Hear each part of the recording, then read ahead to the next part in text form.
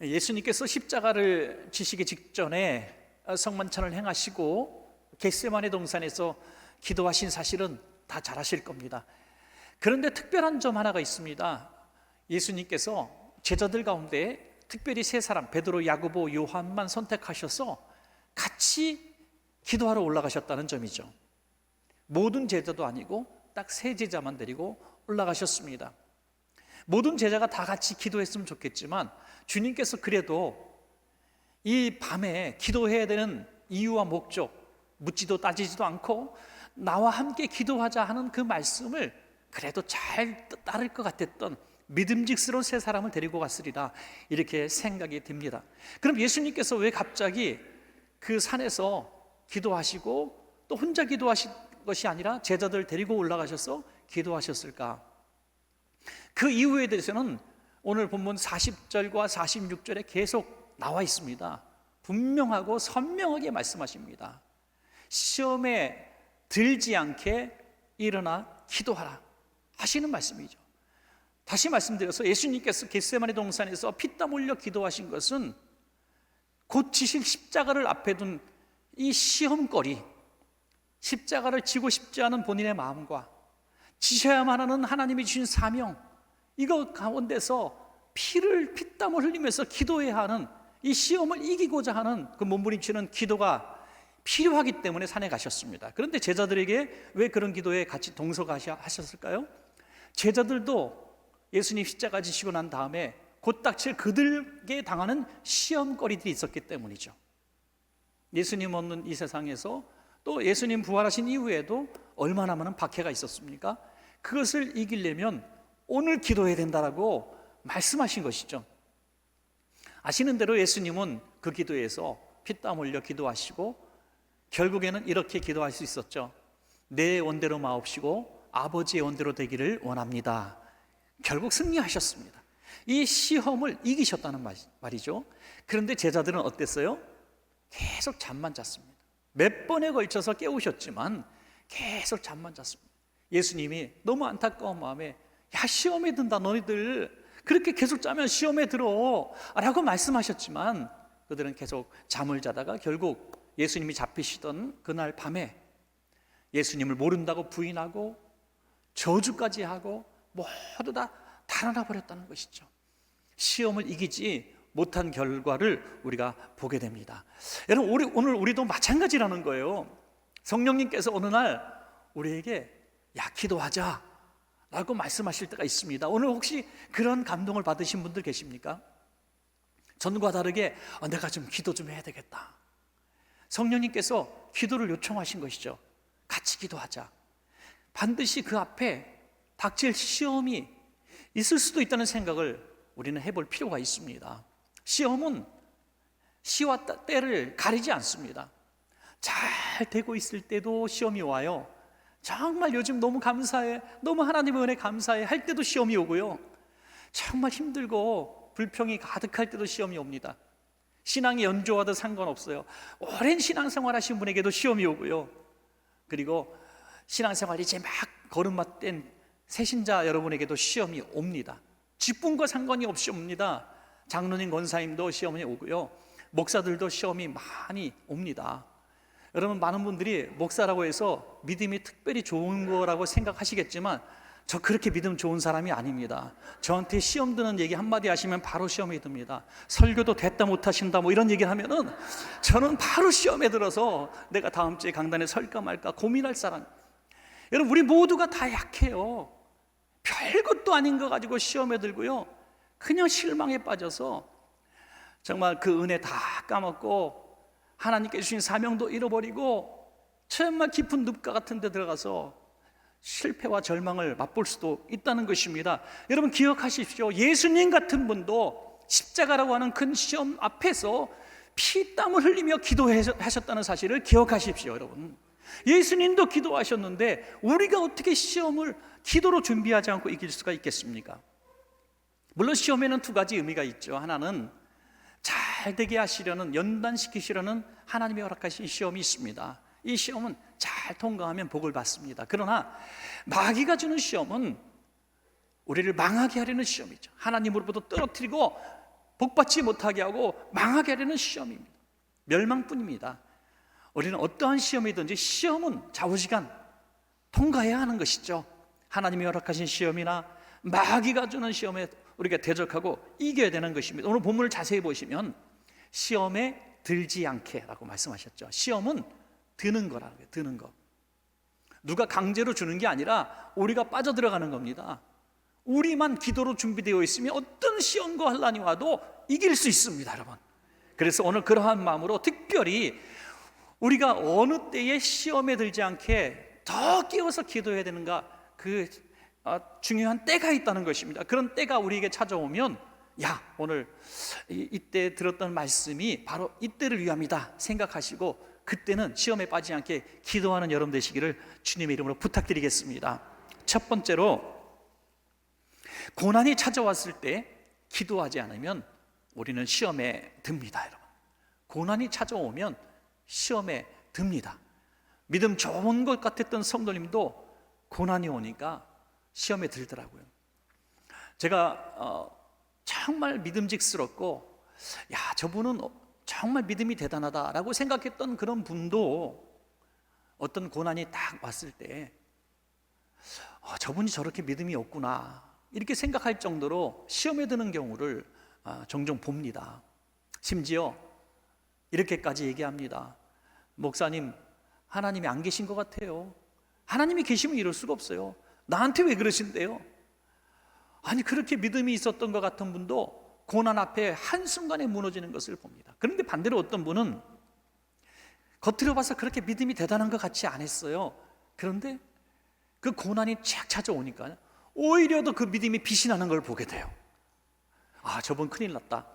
이제 신앙에서 떠날지도 모르겠다. 두려운 마음에 만나서 대화를 나누면, 목사님 걱정하지 마세요. 하나님이 뜻이 계시겠죠. 이 일을 통해서 더 큰 복을 주시겠죠. 제가 신앙생활 더 열심히 하도록 하겠습니다.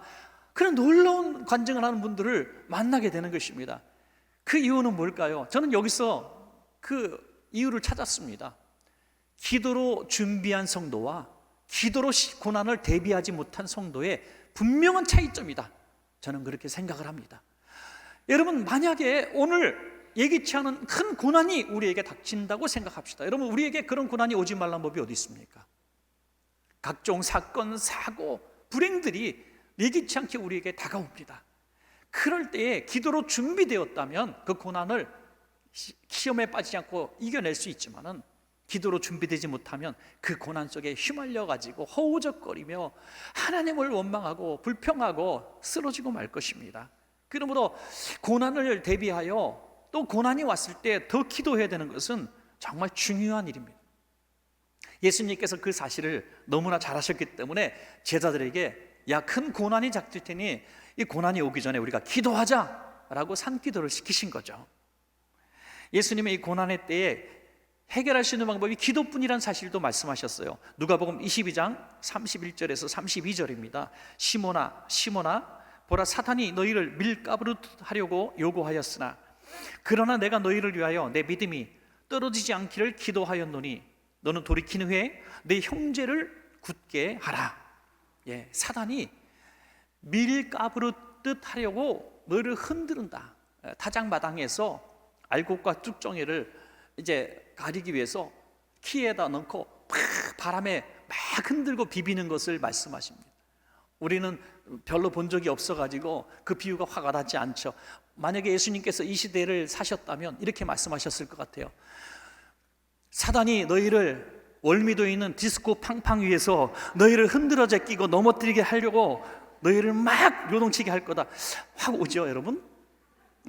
우리를 막 흔들어가지고 자리에서 막 떨어지고 넘어지고 난리를 떨게 만든다는 거예요. 넘어지지 않을 사람이 없습니다. 사단이 우리를 왜 그렇게 하는가? 뭘 떨어뜨리려고 그렇게 한다고요? 믿음을 떨어뜨리기 위해서. 시험에 드는 것은 시험거리가 있어서 시험에 드는 것이 아니라 내 믿음이 떨어져서 시험에 드는 것입니다. 이런 명언을 할 땐 좀 적으셔도 됩니다, 여러분. 많은 분들이 오해를 해요. 고난이 없으면 내가 시험에 안 들고, 고난이 찾아와서 시험에 들었다고 착각합니다. 갑자기 질병이 와서 시험에 들었고, 집이 어려움을 당해서 시험에 들었고, 자녀들이 문제를 일으켜서 시험에 당했다고 생각하고요, 부부관계가 나빠져서 시험에 든다고 생각하고, 교회에서 상처 입어서 시험에 들었다고 생각합니다. 천만의 말씀. 내가 믿음이 떨어지지 않으면 어떠한 시험이 와도, 어떤 고난이 와도 절대로 시험에 들지 않습니다. 그래서 사단은 우리에게 떨어뜨리려고 하는 것은, 우리에게 고난을 주어서 떨어뜨리려고 하는 게 아니라 우리의 믿음을 빼앗아 가서 넘어지게 하려는 것이죠. 여러분, 베드로는 결심했습니다. 내가 주님과 함께 오게도 가고 주님과 함께 죽겠습니다. 이것은 베드로의 믿음이 아니고 베드로의 신념이었습니다. 신념은 사상이죠. 자기의 인간적인 정의입니다. 그런 결단입니다. 이것도 없는 사람보다 낫겠지만, 이 사단이 이 베드로의 믿음을 싹 뺏어가니까 말이죠. 뺏어갈 수 있었던 결정적 이유는 베드로가 그날 밤에 기도에 실패했기 때문입니다. 기도에 실패한 베드로의 믿음을 뺏는 건 일도 아니었습니다. 그 믿음을 뺏어가 버리니까 베드로가 그럴 수가 있을까 할 정도로 예수님을 모른다고 부인한 정도가 아니라 예수님이 누구야? 하고 저주까지 했다고 했습니다. 예수님을 조롱하고 멸시한 것이죠. 어떻게 그럴 수가 있을까? 믿음 떨어지니까 한순간에 불신자보다 더 악한 자가 되는 것입니다. 여러분, 사랑하는 여러분, 시험은 언제든지 옵니다. 신념과 결단과 신앙이 연조 직분 믿고 시험과 싸우려고 하면 백전백패할 수밖에 없습니다. 시험이 올 때, 기도할 때 이렇게 기도하십시오. 주님, 이 고난 중에 내 믿음을 지켜주십시오. 여러분, 내 믿음을 지켜주십시오. 그런데 감사한 것은요, 하나님께서 우리를 얼마나 사랑하시는지 이렇게 말씀하십니다. 고린도전서 10장 13절입니다. 함께 읽겠습니다. 시작. 감당할 시험 밖에는 너희가 당한 것이 없나니 오직 하나님은 미쁘사 너희가 감당하지 못할 시험 당함을 허락하지 아니하시고 시험 당할 즈음에 또한 피할 길을 내사 너희로 능히 감당하게 하시느니라. 아멘. 여러분, 감당하지 못할 시험이 오면 기도의 어떤 단계가 있더라고요. 보니까 처음에는 하나님, 그 시험 떠나갈 줄로 믿습니다 하고 기도를 해요. 견딜 힘을 달라고 기도해요. 그런데 좀 지나면 이게 길어지면 말이죠, 뭐 하나님이 이렇게 주신 것이 벌인지 아니면 하나님이 뭐 이렇게 내가 이렇게 살도록 하려고 하신 건지 그냥 낙심하고 포기할 때가 있습니다. 여러분, 그 순간에 우수수 떨어지는 게 뭘까요? 바로 믿음입니다. 믿음. 그래서 이 믿음이 떨어지면 큰일 납니다. 그 믿음이 떨어지지 않기 위해서 계속 기도하는 거예요. 그래서 저는 이렇게 생각합니다. 고난이 찾아왔을 때, 어떤 종류의 고난이든지 찾아왔어요. 고난이란 게 뭡니까? 빨리 넘어가야 되는 게 고난의 시기잖아요. 그래서 하나님이 고난의 문제를 해결해 달라고 막 기도하는 것보다 더 중요한 기도는 이 고난 중에서 내가 믿음을 지킬 수 있도록 기도하는 것이 더 중요한 줄로 저는 믿습니다. 여러분, 왜? 고난은 이유가 있어 온다는 거죠. 그 고난을 통해서 하나님이 주려는 혹시 테스트라면 이 고난을 잘 극복해야 되는 것이죠. 믿음을 가지고 극복한다면 반드시 좋은 결과가 있고, 마귀가 주는 시험과 고난이라면 우리가 믿음으로 이겨내면 마귀는 떠나갈 것입니다. 여러분, 그러므로 감당할 시험밖에 주신 것이 없다 믿으시고 잘 고난 가운데 기도하셔서 믿음을 지키시는 여러분 되시기를 축원합니다. 여러분, 두 번째로, 큰 슬픔이 찾아오면 우리는 시험에 듭니다. 슬픔이 찾아왔을 때 기도하지 않으면 반드시 시험에 듭니다. 이 슬픔은 우리에게 참 마음이 아프거나 상처를 입었거나 절망하는, 낙심하는 마음이 있다는 것을 말씀합니다. 예수님께서 제자들이 잠자는 모습을 보시니까 정말 서운했을 것 같아요. 야, 이 한 시간도 깨어 있을 수 없더냐? 나는 이렇게 피땀 흘려 기도하는데 너희는 잠만 자냐? 이렇게 생각하지 않으셨어요. 육신의 약함을 인정하셨습니다. 그리고 그들의 잠자는 모습을 보니까 왜 그렇게 잠을 잘 수밖에 없는지 이유를 아셨습니다. 여러분, 놀라운 구절이 나와요. 누가복음 22장 45절 말씀입니다. 기도 후에 일어나 제자들에게 가서 무엇으로 인하여? 슬픔으로 인하여 잠든 것을 보시고. 왜 그들이 그렇게 슬퍼했을까요? 바로 전에 무슨 일이 있었습니까? 예수님께서 제자들에게 십자가에서 죽으실 것을 밝히셨습니다. 예루살렘 입성만 할 때도 제자들은 신이 났습니다. 예수님이 왕이 될 줄 알았어요.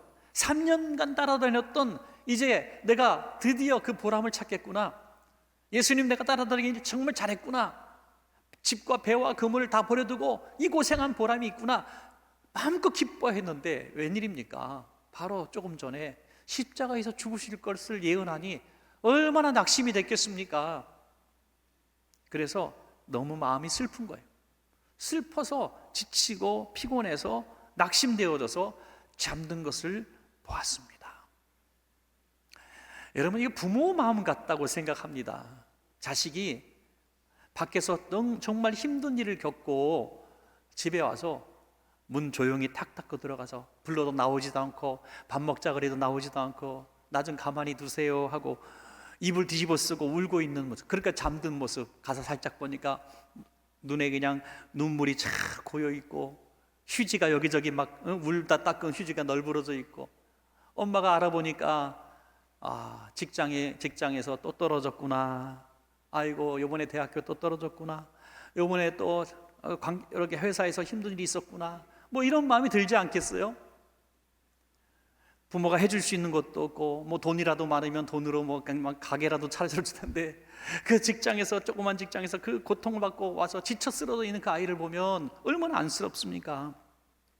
예수님은 그것보다 더 큰 아픔을 갖고 제자들을 바라본 거예요. 야, 내가 이제 십자가에서 죽고 부활해서 하나님 나라에 올라가며 이 제자들이 이 고난을 어떻게 견뎌낼까? 이 박해를 어떻게 견뎌낼까? 어떻게 살아갈까? 정말 이 생각은, 예수님은 얼마나 제자들 편에 섰는지 몰라요. 제자들이 배고파서 밀 이삭을 막 손을 비벼가지고 밀을 막 먹잖아요. 사람들이 그거 먹는 것 가지고 막 그래요. 예수님이 너무 화가 난 거예요. 내 새끼들이 얼마나 배고프면 그거 비서 생 나다를 먹습니까? 그래서 예수님이 이렇게 말씀하셨어요. 야, 먹는 거 갖고 치사하게 그러지 마. 제 생각엔 그렇게 말씀하셨을 것 같아요. 얼마나 미안했을까요, 예수님은. 이 영적 가장의 입장에서 말이죠. 여러분, 우리에게도 어느 날 그런 날이 올 수가 있습니다.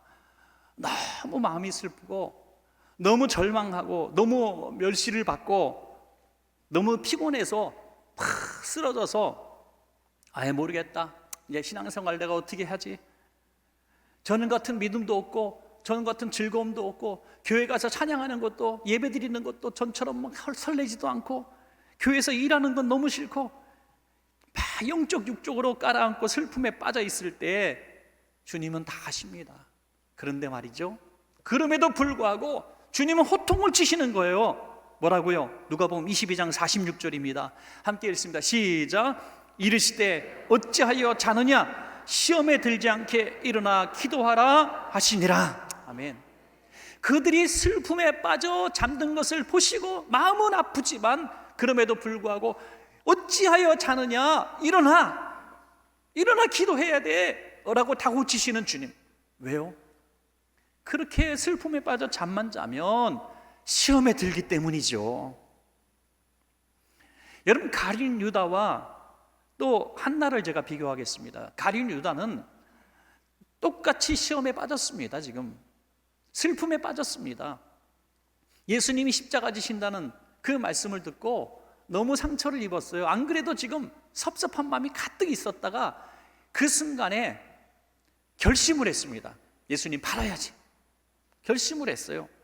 그 슬픔을, 믿음을 다 잃어버리고 기도로 준비되지 않으니까 그 슬픔으로 비워진 마음속에 뭐가 들어가요? 마귀가 들어갔다는 거예요. 마귀가. 요한복음 13장 2절에 마귀가 벌써 시몬의 아들 가룟 유다의 마음에 예수를 팔려는 생각을 넣었더라 그래요. 여러분, 신앙생활 하면서 우리에게 슬픔을 주는, 정말 마음 아프게 하는 그런 사람들을 만나게 됩니다. 세상에서도 물론 만나지만 특별히 예수님이 나에게 섭섭함을 줄 때가 있다는 거죠. 예수님이 예수님이 지금 책망을 하셨어요, 유다를. 그러니까 섭섭했어요. 얼마 전에도 책망하시고 말이죠. 마리아 앞에서 책망도 하시고. 그러니까 이 유다는 지금 섭섭한 마음이 있는 거예요. 그 섭섭한 마음을, 그 슬픈 마음을 기도로 해결하지 못하면 어떤 일이 벌어지는가? 마귀가 들어온다는 거예요. 우리 성도님들 교회 안에서 혹시 누구 때문에 섭섭한 적 있으시죠?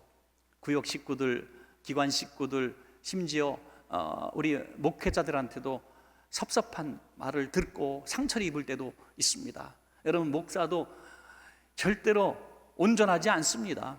저도 가만히 금년도 뒤돌아보면 또 저 때문에 제가 뭐 무심코 던진 한마디 때문에 상처를 입은 성도가 있겠거나 생각합니다. 공개적으로 사과를 드립니다, 여러분. 저는 아무 뜻도 없이 한 얘기예요. 아무 뜻도 안. 저는 그냥 이렇게 지나가시다가 우리 집사님 오늘 좀 이렇게 간편 복장으로 나오셨어요. 그래서 오늘 이렇게 옷 좀 사 입으세요. 왜 이렇게 한마디 했는데 나를 거지 취급했다고 그렇게 상처를 입을 수도 있고요. 그냥 아무렇지도 않게 한 말인데 이게 슬픈 마음을 가진 사람한테는 상처가 되는 거예요. 이게 정말 몰랐어요. 식사 좀 하세요. 그런데 있는 사람한테는 아무것도 아닌데 없는 사람, 굶은 사람한테 식사 좀 하시죠. 그러면 지가 사주지, 이런 마음이 드는 거죠. 그러니까 제가 우스갯소리를 그냥 간단하게 터치를 했지만 더 끔찍한 일들을 얼마나 많이 겪으셨습니까? 정말 목사지만 목사 같지 않은 많은 언행들이 있는 사람들도 많이 저도 만납니다. 얼마나 상처를 입습니까? 목사가 어떻게 그래? 장로가 어떻게 그래? 권사가 어떻게 그래? 상처를 입어요. 여러분, 분명히 저는 정의를 이렇게 내립니다. 그 사람들이 잘못한 거예요. 여러분의 죄가 아닙니다. 그 사람이 잘못한 거예요. 그런데 망하는 건 왜 여러분이 돼야 되는 거예요? 왜 망하는 건 여러분이 돼야 됩니까? 잘못한 건 그 사람이 했는데 왜 망했습니까? 내 슬픈 마음 속에 마귀가 들어오도록 허용하기 때문입니다. 내게 아무리 슬픔을 주고 너무나 억울한 일을 하고 멸시를 모욕을 당해도 그 사람의 잘못은 분명하지만 마귀가 들어오게 한 건 내 잘못입니다. 어떻게 해야 될까요? 기도로 준비하셔야 합니다. 기도하면 슬픔이 떠나갑니다. 미움도 떠나갑니다. 네가 아무리 나를 괴롭게 해봐라, 네가 아무리 나를 모욕해봐라, 나는 절대로 마귀의 소유가 될 수 없다 라고 기도할 때 어떤 말을 들어도, 어떤 악한 사람을 만나도, 어떤 실망스러운 일을 당해도 그 슬픔을 이기고 승리할 줄로 믿습니다. 바로 한나가 그랬다는 거예요. 한나는 너무너무 괴로웠습니다. 아기를 낳지 못했어요. 그래서 분인나가 격동합니다. 그래서 큰 마음 품고 교회를 갔죠. 교회를 가서 막 울고 기도하는 거예요. 이를테면 원천교회에서 어느 날 제가 기도실을 이렇게 가서 봤더니 한 성도님이 그냥 기도인지 방언인지 막 흐느끼는 건지 모르고 이게 횡설수설하면서 기도하는 거예요. 그럼 제가 가서 자매님, 교회는 술 먹고 들어오는 데가 아닙니다. 이게 무슨 추태입니까? 어서 나가세요. 제가 그러면은 네가 목사냐? 네가 보는 눈이 그렇게 없냐? 덤비지 않겠어요? 그런데 한나는 그렇지 않았어요. 한나는 잘 설명하면서 자기가 왜 이렇게 통곡하며 기도해야 되는지 이유를 설명합니다. 사무엘상 1장 10절에 한나가 마음이 괴로워서 여호와께 기도하고 통곡하며 내가 지금 이렇게 울고 불고 기도하는 것은 바로 너무나 내가 슬프기 때문입니다. 하나님께 내 슬픔을 지금 기도로 아뢰는 것뿐입니다 라고 하는 이 자세가 어떤 말을, 엘리 제사장에게 어떤 말을 들어도 상처를 입지 않았다는 것이죠. 그리고 그 문제를 해결하시고 사무엘을 낳은 줄로 믿습니다. 여러분, 슬픔이 기쁨으로 변화된 것이죠. 자, 마지막 세 번째는요, 우리의 약함이 찾아왔을 때 기도하지 않으면 우리는 그 시험에 빠집니다. 우리는 다 약합니다. 그런데 점점 더 약해질 수가 있어요. 몸도 약해지고요, 또 우리 건강도 또 질병이 다가올 때 약해지고, 가졌던 재산도 점점 약해질 수 있고요, 사람들도 내 곁에 있던 사람들이 다 떠날 수도 있습니다. 이 약함이라고 하는 것은 내 육신도 말할 수 있고 내 마음도 말할 수 있고 내가 할 수 있는 일들의 영역도 다 포함되는 것입니다. 이 약함들이 잘 찾아왔을 때 우리는 절망하게 됩니다. 여러분, 갑자기 50대, 60대 겪는 일 중에 하나가 갑자기 잘 보이던 책을 볼 수가 없을 때, 돋보기를 이렇게 보면서 책을 읽어야 할 때, 그리고 어디 뭐 간판 써 있는 거 조그만 글씨 안 보이니까 핸드폰으로 찍어가지고 확대해서 보는 우리의 모습들, 이렇게 찡그리며 볼 수밖에 없는. 제가 어떤 날 어떤 목사님이 설교하시는 걸 봤는데 설교 한 편 하는데 원고를 이렇게 두껍게 가져가시더라고요. 계속 넘기세요. 한 페이지에 몇 글자 못 들어가요. 그러면서도 설교하시는 그 모습을 보고 참 안쓰럽기도 하면서 또 감동을 받았던 때가 있습니다. 여러분, 다 약해집니다. 어느 날 부축하지 않으면 걸을 수도 없을 때가 옵니다. 그런데 그렇다고 해서 다 시험에 드는 게 아니더라고요. 그렇다고 해서 다 낙심하는 게 아니더라고요. 살 소망을 잃어버린 게 아니더라고요.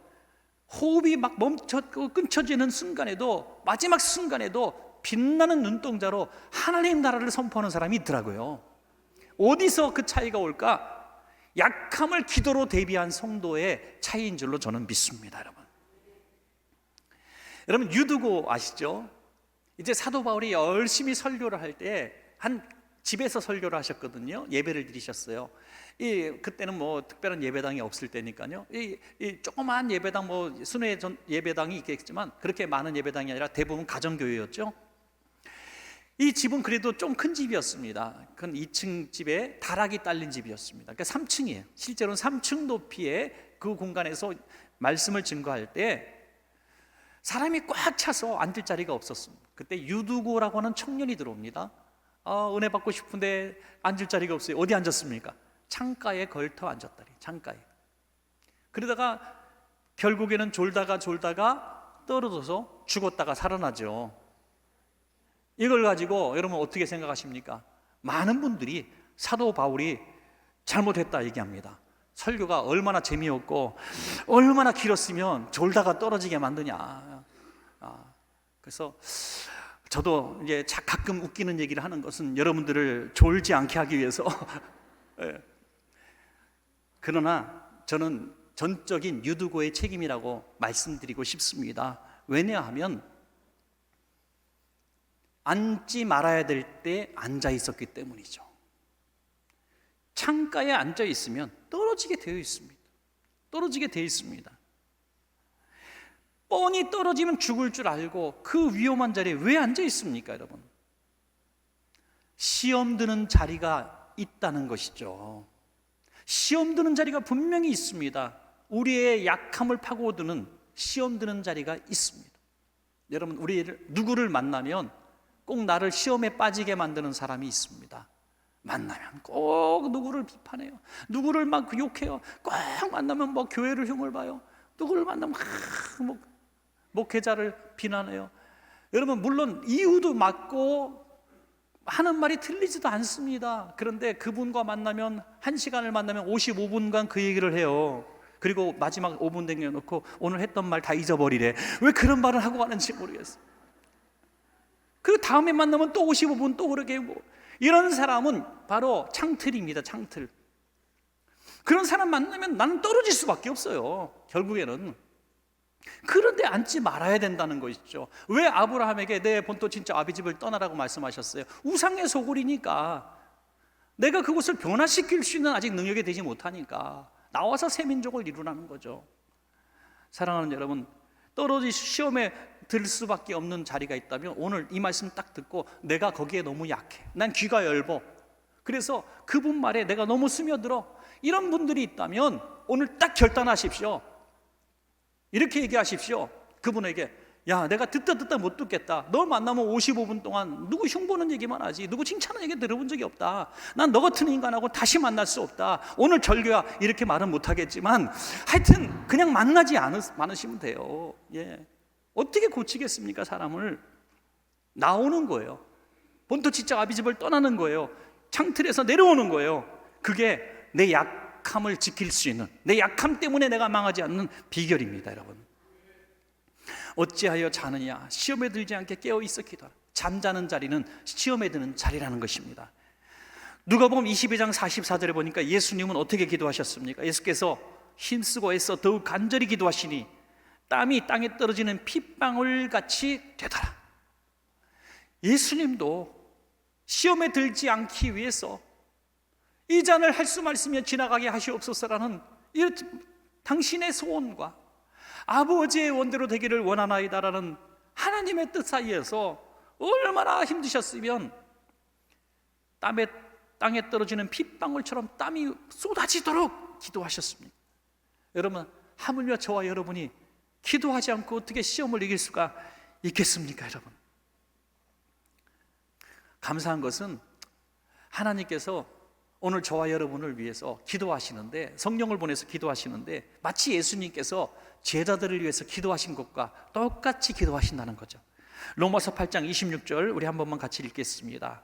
시작. 이와 같이 성령도 우리 연약함을 도우시나니 우리는 마땅히 기도할 바를 알지 못하나 오직 성령이 말할 수 없는 탄식으로 우리를 위하여 친히 간구하시느니라. 성령님이 우리의 무엇을 위해서 기도하신다고요? 우리의 연약함을 도우시기 위해서. 연약함을 도우시기 위해서. 우리의 연약함을 아시거든요. 이분은 어디에 약해? 이분은 어디에 명예에 약해? 이분은 돈에 약해? 이분은 쾌락에 약해? 이분은 어떤 교회에서 상처를 잘 입어. 이런 다 이 성령님은 아신다는 거예요. 그래서 각각에게 맞는 중보 기도를 성령님이 하고 계신다는 겁니다, 여러분. 얼마나 감사합니까? 그래서 기도하고 성령님을 의지하게 되면 우리는 어떤 시험이 올 때에 이것이 마귀가 나를 망하게 하는 시험이라는 분별력이 생기는 것입니다.